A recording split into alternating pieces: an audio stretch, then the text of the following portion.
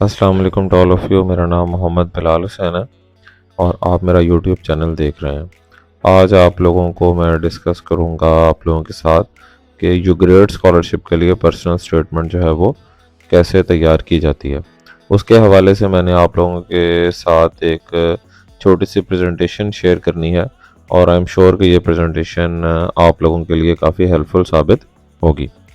जनाब, जैसे कि मैंने आप लोगों को बताया कि मैं आप लोगों को साथ डिस्कस करूंगा कि पर्सनल स्टेटमेंट यूग्रेड स्कॉलरशिप के लिए कैसे तैयार की जाती है या कैसे जो है वो राइट की जाती है, क्योंकि ये एक बहुत ही इंपॉर्टेंट पार्ट होता है यूग्रेड स्कॉलरशिप एप्लीकेशन का। सबसे पहले आपको ये मालूम होना चाहिए कि पर्सनल स्टेटमेंट क्या होती है। ये एक ऐसा डॉक्यूमेंट है जिसको शॉर्ट ऐसे के फॉर्म में लिखा जाता है और ये किसी भी फॉरेन स्कॉलरशिप पर जब आपने अप्लाई करना होता है उसके लिए ये रिक्वायर्ड होती है, या जब आपने किसी भी यूनिवर्सिटी में अप्लाई करना होता है, स्कूल यानी फॉरेन के अंदर जो यूनिवर्सिटी होती है उसको स्कूल ही कहा जाता है, तो वहाँ पर भी जब आपने अप्लाई करना होता है तो वहाँ पर यह पर्सनल स्टेटमेंट की ज़रूरत होती है।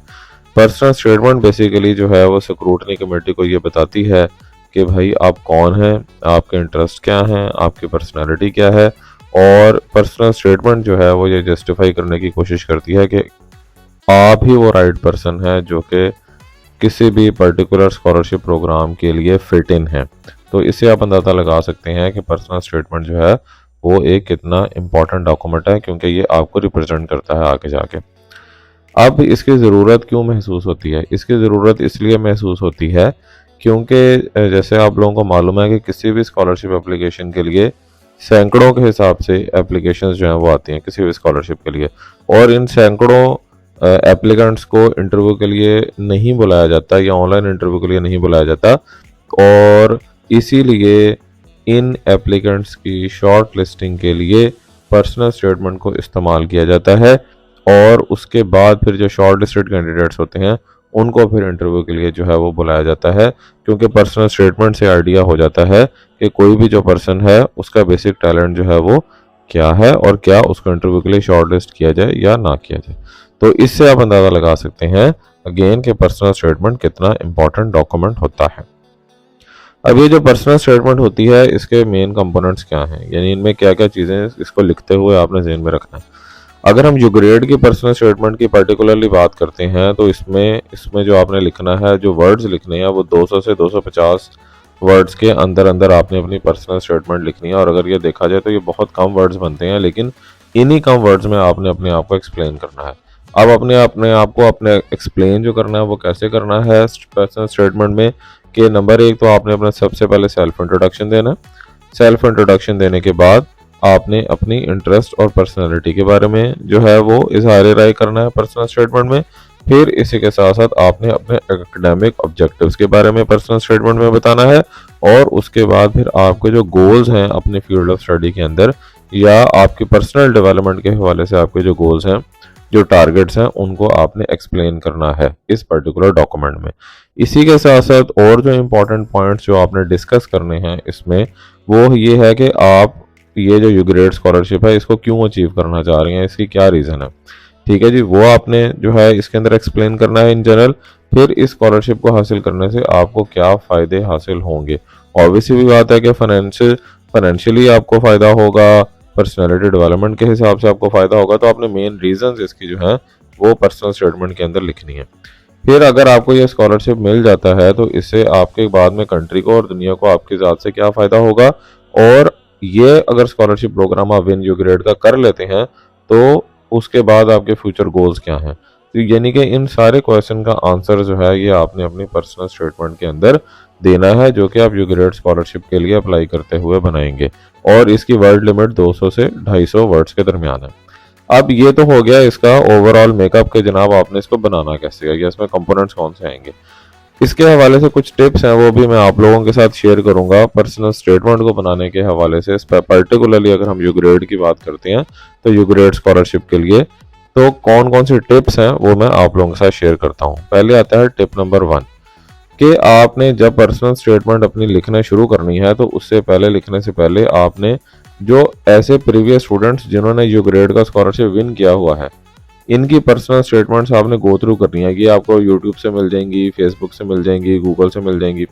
तो उन पर्सनल स्टेटमेंट्स को डाउनलोड करके आपने उसमें एक दफ़ा जो है उसको गो थ्रू कर लेना है। उससे आपको आइडिया हो जाएगा कि आपने अपनी पर्सनल स्टेटमेंट जो है वो कैसे लिखनी है।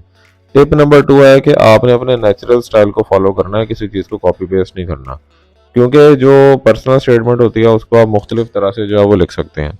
यानी आप उसको स्टोरी के फॉर्म में भी लिख सकते हैं, कोट के फॉर्म में भी आप उसको शुरू कर सकते हैं किसी कोट के फॉर्म में, या फॉर्मल वे में भी शुरू कर सकते हैं। जो चीज़ आपको अच्छी लगती है उस हिसाब से आपने इसको पर्सनल स्टेटमेंट है उसको स्टार्ट कर देना। टिप नंबर 3 ये है कि आपने कोई भी चीज़ कॉपी नहीं करनी। नेट से आपको कोई भी पर्सनल स्टेटमेंट मिलती है उसको कॉपी पेस्ट करके आपने इस्तेमाल नहीं करना, क्योंकि जाहिर सी बात है जो चीज़ आप कॉपी कर रहे होंगे या आपको अवेलेबल है वो सैकड़ों और लोगों को भी अवेलेबल है। तो उससे नंबर 1 तो बड़ा बैड इम्पैक्ट जाता है, नंबर 2 आपके जो नज़रियात हैं जो पर्सनल स्टेटमेंट के थ्रू आपने स्क्रूटनी कमेटी को बताने हैं वो तो उस पर्सनल स्टेटमेंट में मौजूद नहीं होंगे जो आप कॉपी पेस्ट करेंगे। आपने अपनी लिखनी है, नेचुरल वे के अंदर ओरिजिनल लिखनी है। तो अगर आप कोई भी चीज़ कॉपी पेस्ट करेंगे उससे आपकी पर्सनल स्टेटमेंट हो जाएगी काफ़ी वीक। ठीक है जी, इसलिए इसको आपने नहीं करना। टिप नंबर 4 आती है कि आपने नेचुरल रहना है अपनी राइटिंग में। अगेन यानी कि जो आपका नेचुरल स्टाइल है आपने उसी को फॉलो करना है। कोई आपने जो है ना वो जिसको कहते हैं ना आर्टिफिशियल वे के अंदर चीज़ों को नहीं लिखना। जो आप हैं जैसे हैं वैसे ही आपने अपने आप को एक्सप्लेन करना है अच्छे वे के अंदर। टिप नंबर 5 कि आपने जब पर्सनल स्टेटमेंट लिखनी है तो आपने रिलैक्स होकर बैठना है, सिट डाउन होके, और उसके बाद आपने तसल्ली से पर्सनल स्टेटमेंट को लिखना शुरू कर देना। जो जो आपके माइंड में उन पॉइंट्स को जो मैं ऑलरेडी कंपोनेंट्स में बता चुका हूँ आप लोगों को पर्सनल स्टेटमेंट के, जो जो चीज़ आपके माइंड में आएगी आपने उसको लिखते जाना है। और यहाँ पर यह टेंशन नहीं लेनी आपने कि यार 200 से 250 वर्ड्स के दरमियान ही आपने पर्सनल स्टेटमेंट जो है वो लिखनी है। जो आपके माइंड में आता है आप लिखते जाएं। उसके बाद आपने फिर क्या करना है कि आपने उसको रिव्यू करना है। जब पर्सनल स्टेटमेंट आप एक दफ़ा लिख लेंगे, हो सकता है वो 500 वर्ड्स की आप लिखें, 1000 वर्ड्स की लिखें, तो आप जब आप लिख लेंगे उसके बाद आपने इसको रिव्यू करना है तसल्ली से, और एक बार नहीं कई बार रिव्यू करना है। उससे आपको फिर फ़ायदा ये होगा कि आपका जो एक्स्ट्रा मटेरियल आपको लगेगा, क्योंकि जैसे जैसे आप उसको रिपीट करते जाएंगे आपको पता लगता जाएगा कि यार ये चीज़ें एक्स्ट्रा है मेरी पर्सनल स्टेटमेंट में, इसको मुझे रिमूव करना है। तो रिमूव करते करते करते करते आप अपने टारगेट 250 वर्ड्स के ऊपर जो है वो पहुंच जाएंगे, और वो नेचुरल वे में आपकी पर्सनल स्टेटमेंट जो है वो तैयार हो जाएगी। टिप नंबर 6 की अगर वहां तक बात आती है तो इसमें यह है कि आपने ऐसे पॉइंट्स पर्सनल स्टेटमेंट में ऐड नहीं करने जो जिनके बारे में इंफॉर्मेशन ऑलरेडी एप्लीकेशन में दे दी गई है। यानी ऑनलाइन एप्लीकेशन आपने फिल करनी है, उसमें आपका एजुकेशनल बैकग्राउंड और बाकी चीज़ें मेंशन की गई हैं। उन्हीं चीज़ों को अक्सर बच्चे पर्सनल स्टेटमेंट में एक्सप्लेन करना शुरू कर देते हैं कि हमने स्कूलिंग यहाँ से की, तो हमने कॉलेज यहाँ से किया, तो हमने ये किया वो किया। जो चीज़ें एप्लीकेशन के अंदर मौजूद है बता दी गई हैं उनको आपने पर्सनल स्टेटमेंट में डिस्कस नहीं करना, अदरवाइज आपकी पर्सनल स्टेटमेंट वीक हो जाएगी क्योंकि चीज़ों को आप बार बार रिपीट कर रहे हैं। टिप नंबर 7 वो ये है कि आपने सिंपैथी, कई बच्चे क्या करते हैं सिंपैथी फैक्टर हमदर्दी गेन करने के लिए ना अपनी हार्डशिप्स के बारे में बताना शुरू कर देते हैं कि हमारी लाइफ बड़ी मुश्किल रही है, हमने ऐसे किया, हमने वैसे किया। तो आप अपनी मुश्किलात के बारे में ज़रूर बताएं, लेकिन आपने उसको बहुत ज़्यादा ड्रैग नहीं करना, बहुत ज़्यादा लिखना नहीं है उसके बारे में कि आप हमदर्दी आपको मिल सके, क्योंकि इससे आपकी पर्सनल स्टेटमेंट जो है वो वीक हो जाती है और इससे स्क्रूटनी कमेटी को जाता है कि ये बच्चा प्रैक्टिकल नहीं है। तो आपने अपनी प्रैक्टिकल अप्रोच अपनाते हुए बावकार तरीके से अपनी हार्डशिप्स का जिक्र 1-2 लाइनों में कर देना, और बाकी आपने अपना फोकस बाकी चीज़ों के ऊपर करना जो मैं बता चुका हूँ। टिप नंबर 8 कि आपने अपने जो कंट्री के बारे में किसी तरह के कोई नेगेटिव कमेंट नहीं करने। अक्सर बच्चे क्या करते हैं कि जनाब पाकिस्तान है तो एक डेवलपिंग कंट्री है, हमारे पास ये नहीं है, गैस नहीं है, बिजली नहीं है, फलां नहीं है, ऐसे नहीं। तो अपने कंट्री के बारे में आपने कोई भी नेगेटिव कमेंट नहीं देना, क्योंकि स्क्रूटनी कमेटी इस चीज़ को भी जज करती है कि अगर एक बच्चा अपने कंट्री के साथ मुखलिस नहीं है तो वो हमारे कंट्री के साथ जाके मुखलिस कैसे होगा, समझ रहे हैं। इसलिए आपने अपने कंट्री के बारे में कोई नेगेटिव कमेंट नहीं लिखना। टिप नंबर 9 लास्ट टिप है ये। टिप नंबर 9 कि आपको पर्सनल स्टेटमेंट लिखने से पहले क्लियर विजन होना चाहिए कि आपने अपनी लाइफ में क्या अचीव करना है, क्योंकि जब आप और किस तरह अचीव करना है, जब आपको ये विजन क्लियर होगा तभी आप एक अच्छा पर्सनल स्टेटमेंट लिख सकते हैं। और एक और चीज़ बहुत ज़्यादा इंपॉर्टेंट ये है कि पर्सनल स्टेटमेंट जो है उसी के बेस पे बाद में आपसे क्वेश्चनिंग होती है इंटरव्यू के अंदर।